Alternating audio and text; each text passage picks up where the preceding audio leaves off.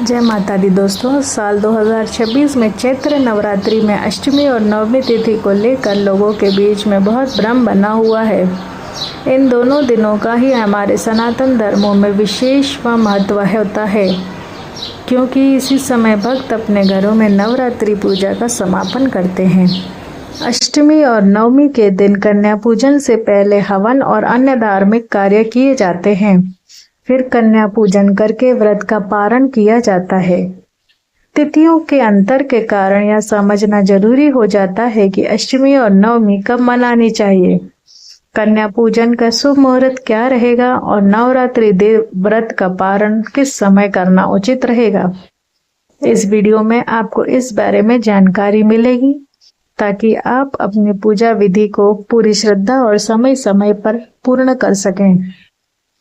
नवरात्रि का अंतिम दिन होता है महानवमी, जिस दिन मां सिद्धिदात्री की पूजा की जाती है। इसी के साथ नवरात्रि व्रतों का समापन होता है।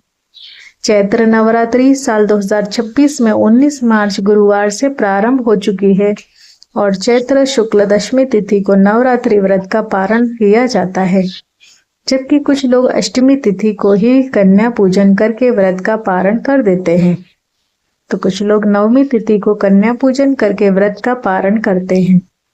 माता रानी के इन 9 पावन दिनों में 9 दिन उपवास रखते हैं, पूजा करते हैं, लेकिन कुछ भक्त ऐसे भी होते हैं जो पूरे उपवास रखने में असमर्थ रहते हैं।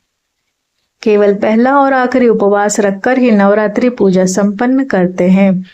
तो ऐसे लोग जिनके यहाँ अष्टमी के दिन कन्या पूजन होता है, उन्हें सप्तमी का व्रत किस दिन रखना है, सप्तमी, अष्टमी और नवमी तिथि कब से कब तक रहेगी और कन्या पूजन का शुभ मुहूर्त क्या रहेगा, आइए जानते हैं। इस बार सप्तमी तिथि 24 मार्च मंगलवार को शाम 4:09 से शुरू हो रही है। सप्तमी तिथि का समापन 25 मार्च बुधवार को दोपहर 1:50 पर होगा। उदय तिथि के अनुसार इस बार 25 मार्च बुधवार को सप्तमी तिथि रहेगी। जो भक्त अष्टमी के दिन कन्या पूजन करते हो वह बुधवार के दिन व्रत रखकर अष्टमी को कन्या पूजन करेंगे। अष्टमी तिथि 25 मार्च बुधवार को दोपहर 1:51 से शुरू होगी और 26 मार्च गुरुवार को सुबह 1:49 पर अष्टमी तिथि का समापन होगा। तो इस बार अष्टमी तिथि तो 26 मार्च गुरुवार की ही है, और क्योंकि सुबह 1:49 पर अष्टमी तिथि समाप्त हो रही है, इसके बाद में नवमी तिथि प्रारंभ होगी। तो जिनके यहाँ पर भी अष्टमी को कन्या पूजन किया जाता है, उससे पहले हवन किया जाता है, वे लोग अष्टमी तिथि समाप्त होने से पहले कन्या पूजन अवश्य कर ले। यानी कि अष्टमी तिथि के दिन कन्या पूजन का शुभ मुहूर्त सुबह सूर्योदय से लेकर सुबह 11:49 तक रहेगा। तो आप इसके बाद यदि नवमी का पूजन करना चाहते हो तो भी आप कर सकते हैं। नवमी तिथि इस बार 26 मार्च गुरुवार को सुबह 11:50 से शुरू हो रही है। नवमी तिथि का समापन 27 मार्च शुक्रवार को सुबह 10:07 पर होगा। जब भी तिथियों के इस तरह का संयोग पड़ता है, जैसे कि अष्टमी 2 दिन पड़ रही हो या नवमी 2 दिन पड़ रही हो, तो कुछ भक्त तो अष्टमी और नवमी एक ही दिन कर देते हैं। वही कुछ भक्त तिथियों के अनुसार ही पूजा करते हैं, जैसे कि अष्टमी अलग मनाते हैं और नवमी भी अलग मनाते हैं। हालांकि इस बार अधिकतर विद्वानों के अनुसार 26 मार्च गुरुवार को सुबह अष्टमी और उसके बाद में दोपहर के बाद से नवमी तिथि की पूजा करने की बात कही जा रही है, क्योंकि नवमी तिथि के दिन राम नवमी मनाई जाती है। उस दिन भगवान श्री राम जी का जन्म हुआ मानते हैं, और भगवान श्री राम जी का जन्म नवमी तिथि को अभिजीत मुहूर्त में हुआ था। अभिजीत मुहूर्त अगर देखें जाए तो पंचांग के अनुसार हमें 26 मार्च गुरुवार को ही प्राप्त हो रहा है।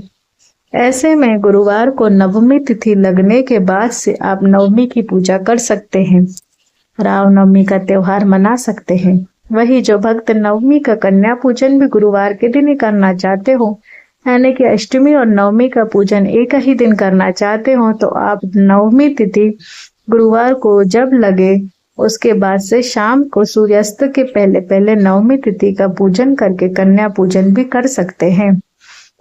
कन्या पूजन के समय राहु काल ना हो, इस बात को आप हो सके तो ध्यान रखें।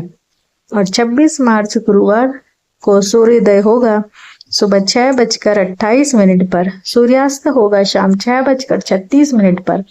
इस दिन ब्रह्म मुहूर्त सुबह 4:52 से 5:39 तक रहेगा। राहु काल दोपहर 1:30 बजे से 3 बजे तक रहेगा। और अगर आप 27 मार्च शुक्रवार को नवमी तिथि की कन्या पूजन करना चाहते हैं तो सुबह 6:27 से लेकर 10:07 तक का समय कन्या पूजन के लिए रहेगा। इसके बाद में दशमी तिथि आरंभ हो जाएगी। हालांकि बहुत से लोग दशमी तिथि को भी कन्या पूजन करके फिर व्रत का पारण करते हैं। वैसे तो नवरात्रि के व्रतों का पारण दशमी तिथि पर ही करना चाहिए, यानी कि जो भक्त उपवास रखते हैं उन्हें दशमी तिथि के दिन ही अन्न ग्रहण करना चाहिए। लेकिन अधिकतर लोग अष्टमी या फिर नवमी तिथि को कन्या पूजन करके प्रसाद रूप में अन्न ग्रहण करके फिर अपने व्रत का पारण कर लेते हैं। तो जब भी आप कन्या पूजन करें तो अष्टमी या नवमी की तिथि के दिन उसके बाद में कभी भी व्रत का पारण कर सकते हैं। यह थी आज की वीडियो। कमेंट में जरूर बताइएगा कि यह आपको कैसी लगी और आप अष्टमी या नवमी का पूजन किस दिन कर रहे हैं।